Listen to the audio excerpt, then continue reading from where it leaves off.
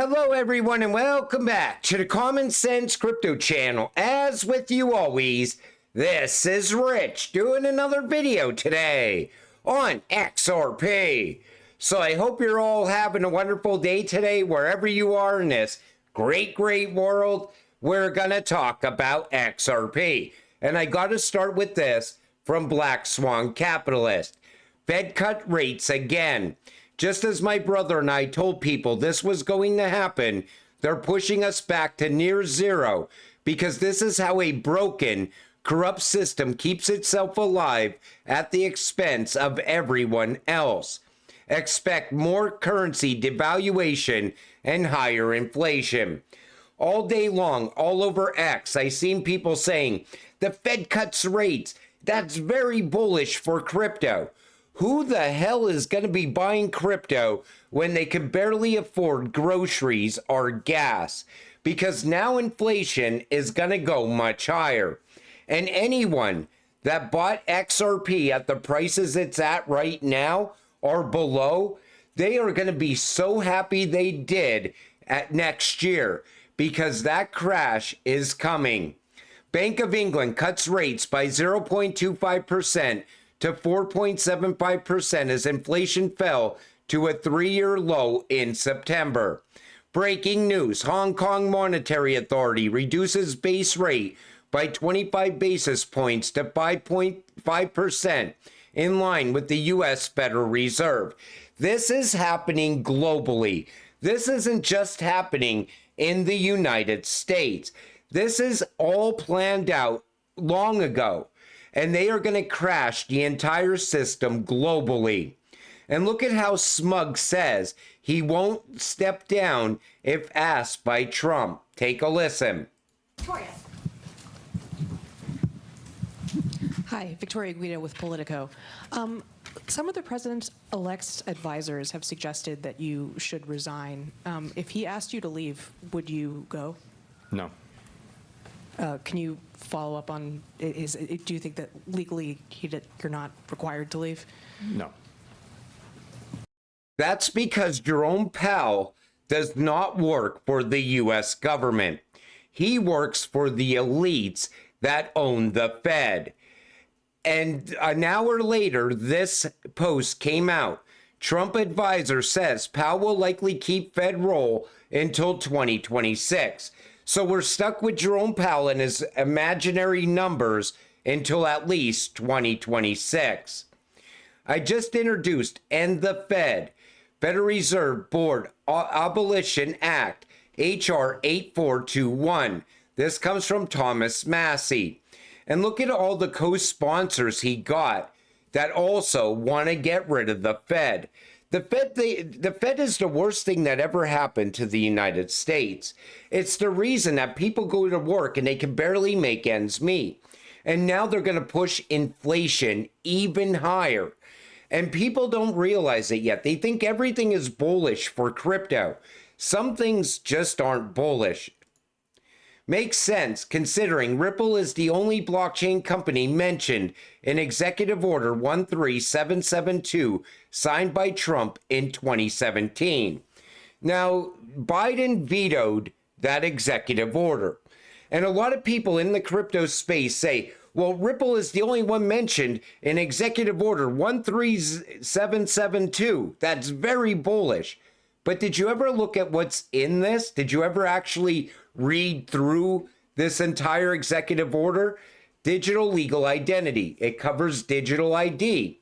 It also covers going digital around money and cross-border payments as well. It also talks about the IRS, income verification. They also say that the IRS needs a major upgrade to push into the digital age. They also talk about how people can pay taxes faster. I'm thinking they're just going to take their taxes like a middleman. Say you're paying someone for work that they did for you. The IRS will take those taxes in real time at some point in the future. It also goes on to talk about the cross-border payments, like I said. But this is the executive order Trump signed back in 2017. This already put us on the path into the digital age.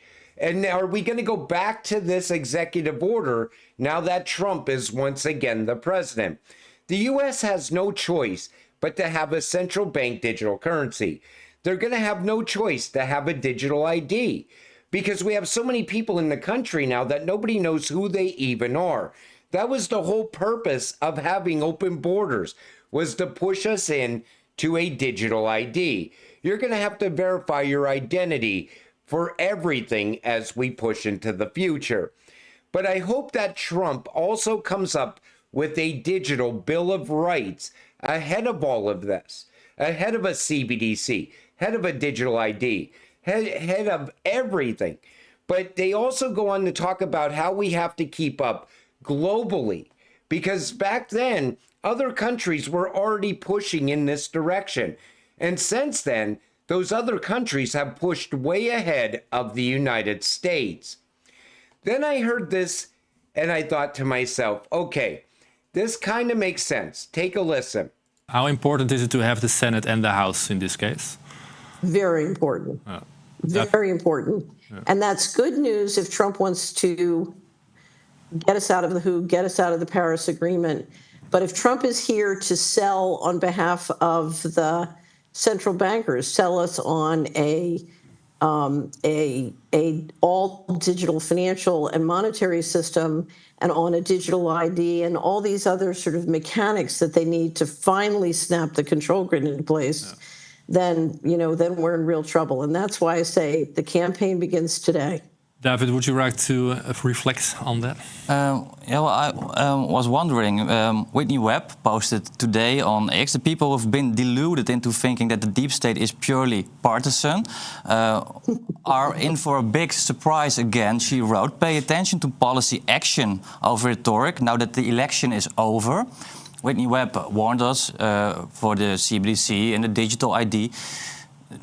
Do we have any idea of Trump's position on cases like the central bank digital currency? I could not agree with Whitney Webb more. She's been giving great coverage on all of this.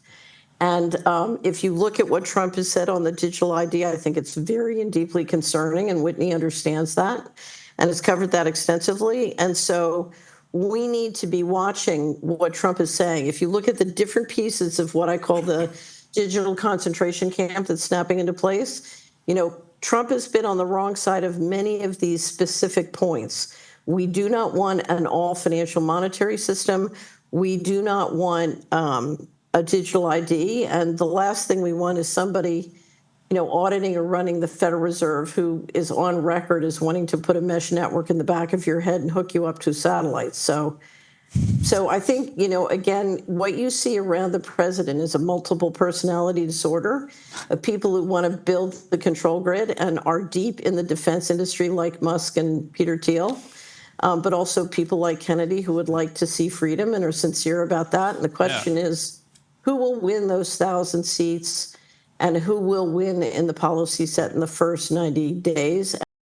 And if you go back to that executive order of 2017, it talked about everything that she just mentioned. It put us on the path into the digital age, but it also put us on the path for a central bank digital currency, digital ID, and so on. Now, are we going to have a different Trump this time around? And I'm not going to say that Trump is for digital IDs, for digital surveillance or anything like that, because I think he really does care about the American people. But the ties that Trump has to a lot of people make you question it, and that I just can't ignore that old executive order of 2017. It's just too hard to ignore it if you actually read through it. 50% of states adopt the first legal framework for digital asset ownership. The Uniform Commercial Code is a standardized set of laws designed to streamline business transactions across the United States, simplifying sales, loans, and contracts across state lines. A recent UCC update introduces regulation for digital assets such as cryptocurrencies, ensuring they can be legally bought, sold, or used as collateral under clear and enforceable guidelines. And so the states have been putting everything in place already. Now, I think we're going to get a clear path forward from the federal government as well, once we have Trump take office after January 20th. I think things are going to move very fast with all those pro-crypto candidates in the House and the Senate. But the states were already preparing for this. They were getting everything put in place so that everything can happen very quick. This 1996 book describes XRP and Ripple almost 30 years ago. The idea of a single global currency, XRP, makes sense when paired with a global information infrastructure, Ripple, that can move digital money around easily, naturally, and all of this will take a while to sort out. Do you really think Bitcoin just appeared out of nowhere in 2009 and took the powers that be by total surprise? Or was it part of a much bigger and older plan to gradually introduce the future of money? I think what happened with Bitcoin was they brought it out and they said, okay, let's see how this works. Then they realized it's very expensive. They also realized that it's very slow. So that's when they went back to the drawing board, because the same people that created Bitcoin ended up creating the XRP ledger and XRP. And they said, this is the new Bitcoin. XRP can move money in a matter of seconds. It's very energy efficient and it's very secure. But I think everything that we're seeing right now was put into motion all the way back in 1988. I think it just took time for everything else to catch up. And now we're almost ready to go live and push into the digital age. That's what's going to come next. Take a listen to this. Remember when BitBoy was talking to Trump Jr.? Take a listen. We also got coins like XRP that are working to change the banking system. XRP is a coin that, what they're trying to do is make it to where they can do international cross-border payments much faster. So Bitcoin and XRP are both what we know as networks of value. So SWIFT system that runs the banking system right now, the international transfers, cross-border payments, it's a network of information. So when something is happening on the SWIFT system, somebody's got to come in on the back end and do all the work. Yeah. Well, so if you're dealing with time differences and everything else, 100%. like you would in an international transaction, that creates the headache. Well, it creates or the time lag, really. Well, it's 5 to 7 days is how long it takes. So think about that. It takes 5 to 7 days, and XRP can do it in a matter of 3 to 5 seconds. That's how game-changing XRP is. Bitcoin is still too slow. It's never going to be adopted around the world because it consumes way too much energy at a time where the whole world is talking about going green, and carbon credits are about to become a real thing in the not so distant future. I really don't like the idea of carbon credits. It's going to be another tax on all of us, but it will be the end of Bitcoin. Russia says it won't ditch US dollar after Trump's victory. I've been saying this for a while now. I think the US, the BRICS, they've been working together all this time. You see these announcements, how they're coming for the US dollar. All they're doing is fast tracking the new financial system. And the US is most likely, they have been working with BRICS behind the scenes this whole time. Because now all of a sudden, Russia says they're not going to ditch the US dollar. And Trump is going to come out and say, we're lifting all the sanctions on Russia once he becomes president after January. It's like watching one big movie play out. The end of the movie ends with a new financial system. Senior Harris advisor deletes X account as massive scandal brews over $20 million in campaign debt. So it looks like the Harris campaign ended up with $20 million in debt. And people right away said they laundered the money. But the reason I wanted to do this video is I wanted to open your eyes to what's actually in that executive order from back in 2017. And Whitney Webb and a lot of other people kept saying that no matter who the president is, we're going to have a CBDC. They're just not going to call it a CBDC now. They're going to call it digital dollar stablecoin or US Treasury dollar. And I do believe it will be backed by gold because all the other countries are going in that same direction. If we go to a gold-backed digital dollar, that will end the Fed. I think the Fed is most likely going to be gone after 2026. The other three-letter agency I'd like to see disappear is the IRS. Trump also promised to get rid of the IRS. So let's see what happens with that. But I also want to remind you, you can't put all your faith in a person. I said it in yesterday's video, and I'm going to say it again. Nothing is going to fix this current system. We have to go through a crash next year, and you got to prepare for that. Have essentials, stockpile some essentials.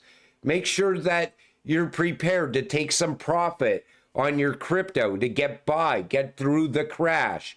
Because on the other end is a new financial system and a very high-priced XRP, in my opinion. But until it all happens, stay patient, stay positive, and let's get rich together. With that said, I'm going to wrap up this video. I want to thank you all for watching. I appreciate all of you. I'll see you in the next one. Have a great night.